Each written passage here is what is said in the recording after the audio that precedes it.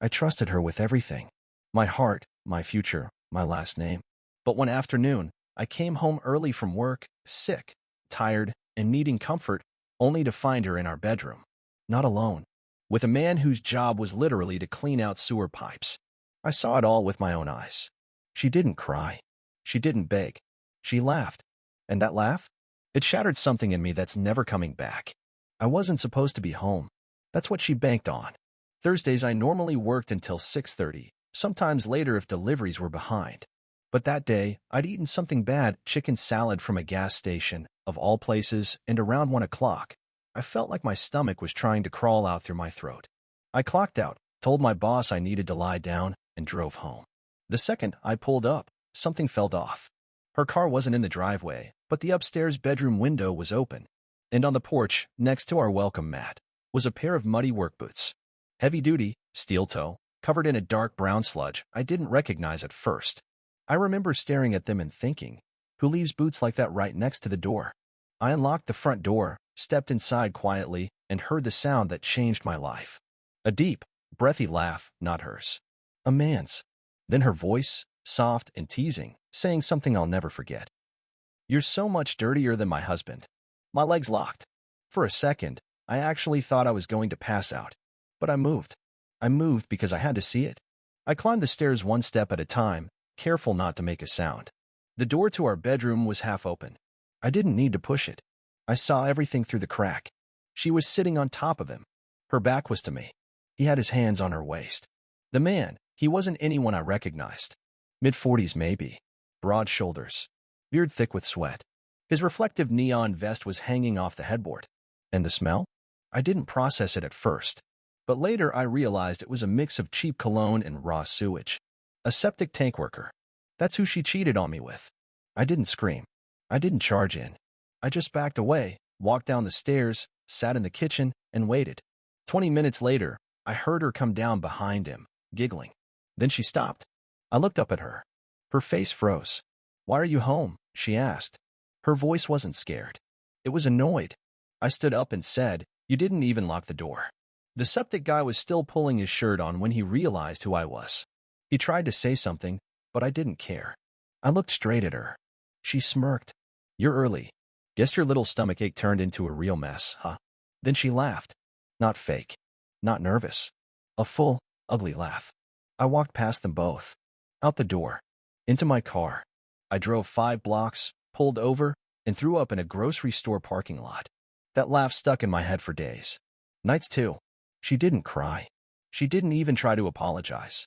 She just laughed. And the worst part? Some small, broken part of me still wanted to believe maybe we could fix it. Maybe there was a reason. Maybe she didn't mean it. I was wrong. I didn't sleep that night. Not because I was mad. No, that came later. I didn't sleep because I couldn't understand how someone could be so casual, so amused, while throwing away 5 years of marriage. I lay on the couch, my stomach still twisted from earlier, my brain running in circles. By morning, she still hadn't called. No texts. No messages. Nothing. Around noon, I went back to the house. I had nowhere else to go. When I walked in, she was sitting at the kitchen table like it was just another Saturday, drinking coffee. On her phone. She didn't even look up. "You're back," she said, like I'd been out grocery shopping. "How's your stomach?" I didn't answer. I just stared at her. She finally glanced up and said, "You gonna keep looking at me like that all day? Or are we gonna talk like adults?" Like adults. She leaned back in the chair and crossed her legs. Calm. Relaxed. "I guess you saw more than I planned," she added, a little smile tugging at the corner of her mouth. Oops. I asked her why. I was shaking when I said it. Not because I was angry, but because I was scared of the answer. I was hoping she'd say something about being lost, or drunk, or confused. Anything that gave me a reason to believe this wasn't who she really was. But she didn't say any of that. Instead, she shrugged and said, "Because you're boring." Just like that. No hesitation.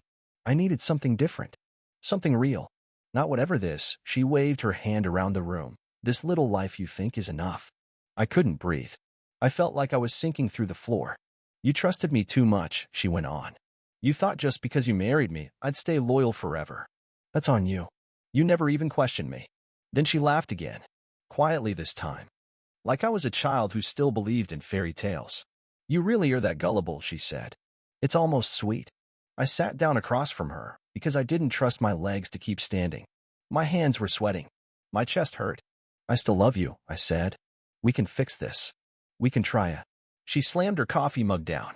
Fix it? You think this is a movie? I'm not yours. Not anymore. Maybe I never was. I looked at her and felt like I didn't know her at all. Like the woman I married had been replaced by someone else while I wasn't looking. Then she stood up and walked past me. I'm going out, she said. Don't wait up. She grabbed her purse, her keys, and that same smug little smile she wore when I caught her. As the door closed behind her, I sat alone in the kitchen and stared at the cup she left behind. Part of me still wanted her back. Part of me still hoped she'd walk through that door and say she was sorry. But the rest of me? The rest of me started to think about revenge. I didn't eat for 2 days. I barely drank water. I lay on the couch with the curtains drawn and the TV on mute. My brain wasn't working right, like it had been unplugged and rewired with something darker. But when I finally got up and looked at myself in the bathroom mirror, I saw someone new. I wasn't strong. I wasn't smart. I wasn't brave.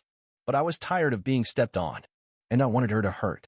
Not physically, not violently, but in a way that stuck. She thought I was stupid. She told me I was stupid, trusting, gullible, a loser. I remembered every word, every smirk, every time she dismissed me like I was some half-useful appliance she'd outgrown. I wanted her to feel what I felt when I saw her with that man, that sewer rat with his dirty boots in our bedroom. So I started taking notes. First, I made a new email. Burner account. No name. No trace. Then I logged into our shared phone plan and downloaded every billing cycle from the last 12 months. Turns out, she'd been texting that same number for months. Not saved in her contacts, but used daily. Sometimes during dinner. Sometimes at 3 a.m. Second, I looked at our finances. I handled all the bills. She never cared how anything got paid. But now I wanted to know everything she spent. I pulled receipts from our joint credit card. Hotel rooms. 2 towns over. Paid in cash, but the charge? Bar and lounge amenities. 3 times in the last 6 weeks. I went to the mirror again. Looked at myself. I didn't recognize the man in the reflection, but I didn't look away. I wasn't crying anymore. Next, I called her boss. Told him I was just checking in about the company health plan. Asked if he could confirm she was still covered through work. He said she'd quit a month ago. She told me she was still working full-time. I asked where she'd been going every day. He said he had no idea. But good luck to both of you, he added. I hung up and stared at the wall. She wasn't just cheating on me. She was lying about everything. Every detail of her life fabricated. Fake. She didn't respect me, she didn't care about me, and she sure as daylight wasn't afraid of what I'd do. That was her mistake. Because weak men? We don't break. We bend. We fold. We shrink. Until one day, we snap. I made 3 calls that night. 1 to a lawyer. 1 to a friend in IT who owed me a favor.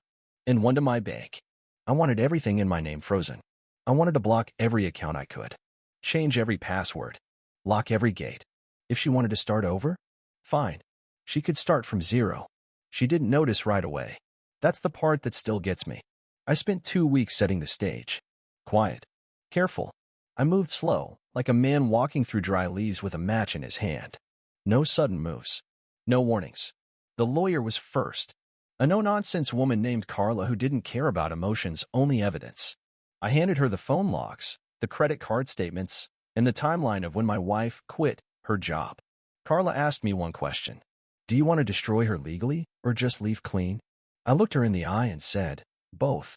That same day, I opened a separate bank account in a different credit union and moved my direct deposit there. I canceled the shared credit card, rerouted all the bills to her email, and took my name off anything I could touch without needing consent. By day 3, her gym membership was suspended. By day 5, her car insurance was flagged for non-payment. By the end of week 2, she called me in a panic. Her voice shaky now, not smug. Hey, did you change something with the card? My gas got declined. I was stuck at the station for, 40 minutes. I said nothing for a full 5 seconds. Then I told her, you wanted freedom. This is what it costs. She scoffed. What's that supposed to mean? It means, I said, you're on your own now. Click. She showed up at the house that night, banging on the door like she still lived there. Technically, she did, but I had changed the locks.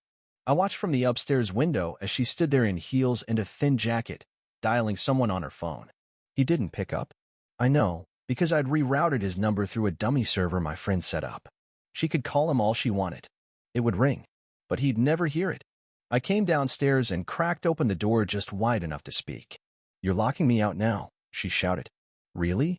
That's the game." I didn't respond. "You're being petty," she said. I cheated. "Yeah, but this? This is low." I nodded. "We're finally speaking the same language." She laughed again, but it wasn't confident anymore. It was shaky, nervous. "Where's the money?" she snapped. "My account's frozen." "Joint account," I said. "You left." I stayed. "Guess who gets custody?" She stared at me like she couldn't believe I was capable of this. Like the doormat had grown teeth. "You don't get to rewrite history," she hissed. "You're right," I said. "But I can definitely erase your part in my future." Then I shut the door. She screamed something through it. Something about calling a lawyer. Something about revenge. But it was too late. The first move was mine. And for the first time since I caught her, I felt like I could breathe. I underestimated her. After everything she'd done, lying, cheating, laughing in my face, I figured she'd either disappear or come crawling back. But instead, she regrouped. And hit harder than I expected. It started with a voicemail from my boss. "Hey, just a heads up. Got a strange email about you this morning. Anonymous tip. Probably nothing, but might be a good idea to stop by my office." My stomach dropped. I sat in his office that afternoon, watching as he pulled up the message. It was 2 pages long. The subject line said employee misconduct, confidential tip. Inside, it listed a series of supposed harassment incidents, shady behavior, and a claim that I had anger issues and a documented history of emotional instability. All anonymous. No proof. But it was just enough to make HR start sniffing around. I knew who sent it. She always joked that I had the personality of a beige wall, but now I was suddenly a dangerous emotional threat. I could see her fingerprints all over it. But that wasn't the only thing. 2 days later, my landlord called. "We don't own the place, we rent." And apparently, she had filed a formal complaint saying I was the one who cheated, and that I'd threatened her with violence. "I'm not saying I believe her," he said, "but if the cops show up, I don't want this turning into a legal mess. I may need to terminate the lease if it escalates." She was trying to choke me out. Cut off the job. Cut off the roof. Force me to crawl. It got worse. One of our mutual friends, Danielle, called me that Friday. Hesitant. Quiet. "She's telling people you manipulated her. That you isolated her. That you were emotionally cold for years. She's saying the affair was the result of abuse." I almost dropped the phone. Not only was she rewriting the story, she was selling it to anyone who'd listen. She knew how I looked: awkward, quiet, too trusting. The kind of guy people might not defend if the narrative turned dark. It was smart, calculated, and it was working. People started pulling back. Text stopped. Social media went quiet. Even her family, the same ones who used to send me Christmas cards, started unfriending me online. I felt the walls closing in. She was always 5 steps ahead. While I was learning how to fight back, she was already drawing blood. That weekend, I got served. She'd filed for legal separation. In her claim, she said I'd become erratic, vindictive, and financially controlling. I sat on the floor with the papers in my lap and realized something chilling. She wasn't trying to win me back. She was trying to bury me. And suddenly, all the petty tricks I'd pulled, cutting her card, rerouting her texts, felt like pebbles against a tank. She was going for reputation, for career, for destruction. And I had 2 choices: crumble or evolve. She had the upper hand. For a moment, I felt like I was drowning in her lies. The fake accusations, the job scare, the social circle turning their backs. She built a story around me like I was a monster in a cheap paperback. But she made one mistake. She underestimated how quiet people watch everything. I stopped reacting. I stopped defending myself. I stopped calling mutual friends. I just watched. And I started collecting. I made a list of everyone she contacted in the smear campaign. Every friend who suddenly changed their tone with me. Every coworker who started giving me space. I didn't confront anyone. I just documented it. Then I turned inward. I started digging through our shared cloud storage. The one she forgot was still synced to my desktop. Dozens of photo folders. Screenshots.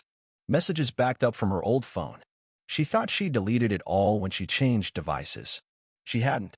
I found videos. I found receipts. I found chats with her septic guy that were way more than flirtatious. They talked about me, about how stupid I was, about how he was doing me a favor by waking her up. One message burned itself into my brain. He still thinks we might fix things. That's the funniest part. She even sent him a picture of my toothbrush in the toilet. My hands were shaking when I saw that. It wasn't just betrayal anymore. It was humiliation on purpose. I packaged everything, timestamped backups, saved PDFs, screen recordings. I hired a second lawyer, one who specialized in digital evidence. She reviewed everything and said one sentence that gave me new breath. If she wants to play dirty, she just gave you the shovel. I filed a counterclaim. Emotional abuse, malicious defamation, intentional interference with employment. We submitted hard evidence, full documentation, and moved to freeze all marital assets. And then I did the one thing she didn't expect. I went quiet. No responses to her lawyer's letters. No messages. No calls. Not even when she showed up crying outside my job a week later pretending we needed to talk things through. I just walked past her. By then, HR had already cleared me. My friend in the tech department anonymously submitted the fake email to IT security. It got traced back to a free Wi-Fi hotspot she used at her gym. She was sloppy. She got confident. And now I had leverage. The next week, I sent her lawyer a letter of intent. If they didn't withdraw the accusations, I would move forward with a full civil suit and release the evidence during discovery. 10 hours later, her lawyer called mine. They wanted to talk settlement. She was cornered. For the first time since this all began, she knew what it felt like to lose control. I thought I had her. For 2 full weeks, I lived in the quiet satisfaction of believing the scales had finally tipped. She went dark, no texts, no surprise visits, no whispers through mutual friends. I thought she was licking her wounds, scared into silence by the mountain of evidence I'd stacked against her. But she wasn't retreating. She was reloading. It hit me on a Monday morning, right before a client presentation at work. I got a call from my lawyer. "You're not going to like this," she said. She was right. My wife had filed for an emergency protection order. She claimed I digitally stalked her, monitored her communications, and used private materials to manipulate and emotionally harm her. She even accused me of planting spyware. The judge approved a temporary no-contact order, effective immediately. I couldn't email her, text her, speak to her. I couldn't even go within 100 feet of her residence, which was still legally our house. And worse, she requested an emergency hearing to determine if I should be barred from all shared marital assets until the divorce was finalized. In one move, she flipped the board. I was stunned. I didn't plant spyware. I didn't monitor anything illegally. Everything I had came from devices she forgot were still connected. But in the courtroom, accusations don't have to be true. They just have to sound true.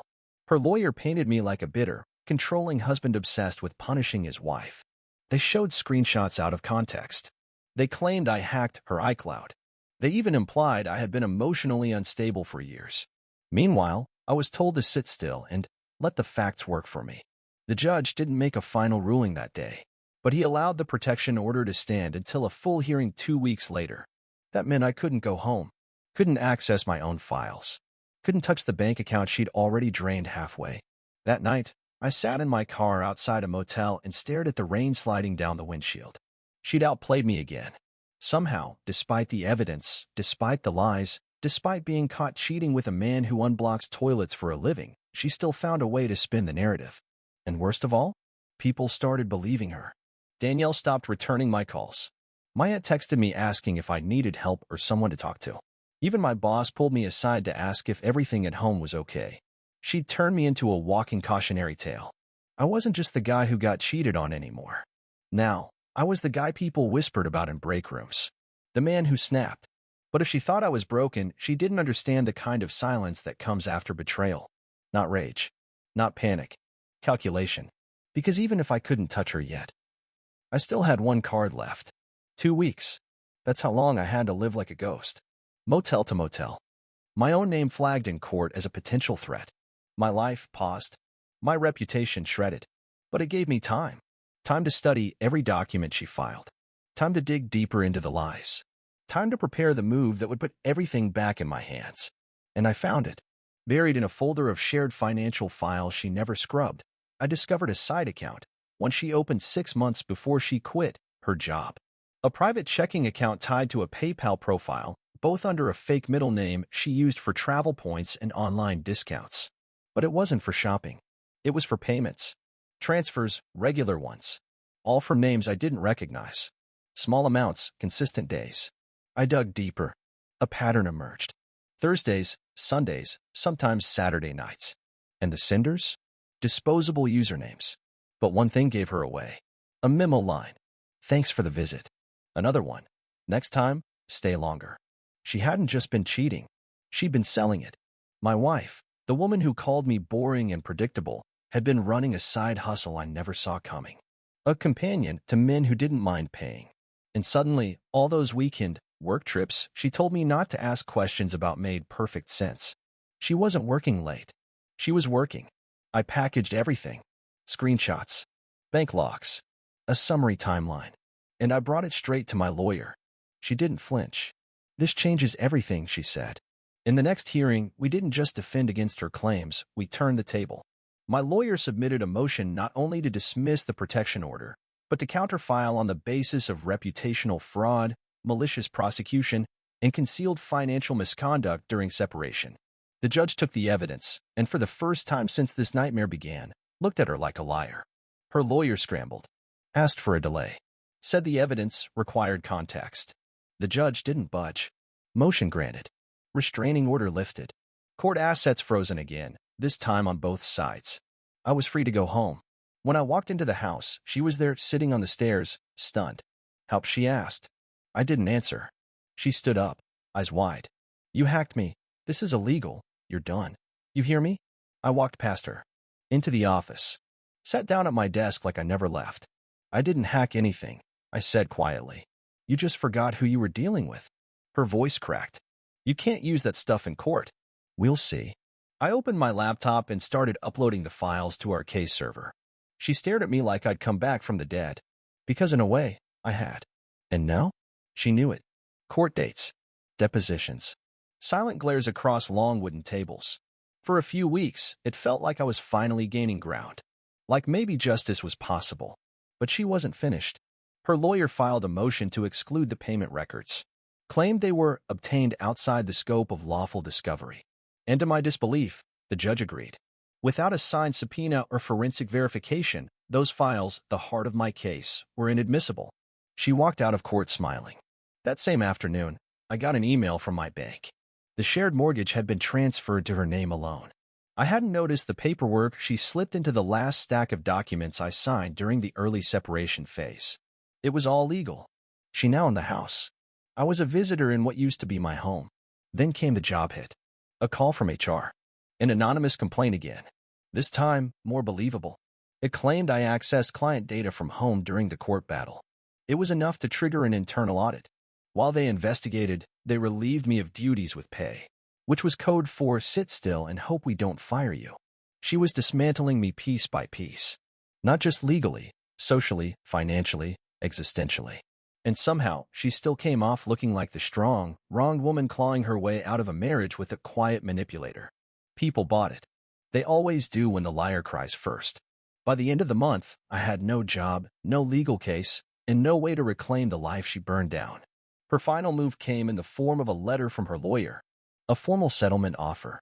She'd waive alimony if I signed over the car, my portion of our savings, and agreed never to release any information relating to her personal life. A mutual silence clause. Basically, disappear quietly. It was a clean win for her. Reputation intact. Financially stable. The house. The story. All hers. I sat in my car for hours with the letter on the passenger seat, engine off, heat humming. I couldn't even cry. I'd run out of emotion. All I could do was stare at the final number. 0. That's what she reduced me to. Until I remembered something. It was barely a memory, just a flash. From weeks ago, when I was sifting through the shared cloud archive. A folder she named archive_old. I hadn't opened it. Back home, I powered on my laptop, navigated to the drive, and clicked. Inside were voice memos. Dozens. Her recordings. Her own voice, narrating things to someone. Messages for a man I'd never heard mentioned. One name repeated again and again. Not the septic guy. Not any of the clients. Someone worse. A married man. With a name that, if publicized, could ruin a career. and a signature that matched the judge who ruled on our case. I didn't sleep. I listened. Every voice memo, one by one. Her tone in those recordings was softer, intimate, not like how she spoke to me, not like how she laughed in my face. In the third file, she said his name, Judge Raymond Kellier, the same one who signed off on her protection order, the same one who blocked my evidence, the same one who sided with her every single time. They weren't just connected. They were involved. One memo, dated 4 days before our first hearing, had her saying, "You promised you'd take care of this for me. I can't have him ruin what we're building. Not when I already left everything for you." I stared at the laptop screen, numb. This wasn't just a courtroom game anymore. This was fraud, judicial misconduct, potential federal crime. And now, I held it in my hands. I called my lawyer. She didn't speak for a full minute after I sent the files. Then she whispered, "Do not share this with anyone else. Do not post. Do not forward. We're going to the ethics board. This is the kind of thing that makes the news." I asked one question. If this goes public, what happens to her? She didn't hesitate. She loses everything. Her job, her credibility, her home, if it was tied to him financially. And him? Disbarred. Maybe prison. I closed the laptop. Then I waited. She came to the house 3 hours later. Not knocking. Not yelling. Just standing there, pale. Holding her phone, shaking. You know, I didn't answer. She stepped inside, and for the first time since this war began, she looked small. No makeup. No words. Just 2 red eyes and trembling fingers. "I was stupid," she whispered. "I thought I had control. I thought I could handle it. But he said he'd make it go away. I didn't know you'd find that folder. I forgot it was even there." I said nothing. She walked into the living room and dropped to her knees. "I'm begging you," she said. "Please, please don't do this. I'll give you everything. The house, the account, the car. I'll sign whatever you want. Just don't make this public." Tears streamed down her face, her whole body shaking. "I ruined everything. I know what I did.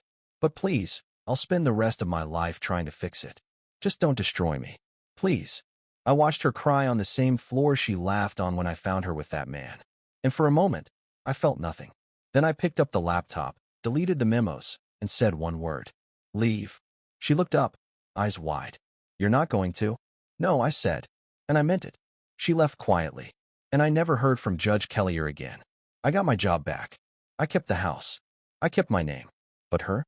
She never got her story straight again. And I never gave her the ending she wanted. I gave her silence. And now I ask you, what would you have done in my place?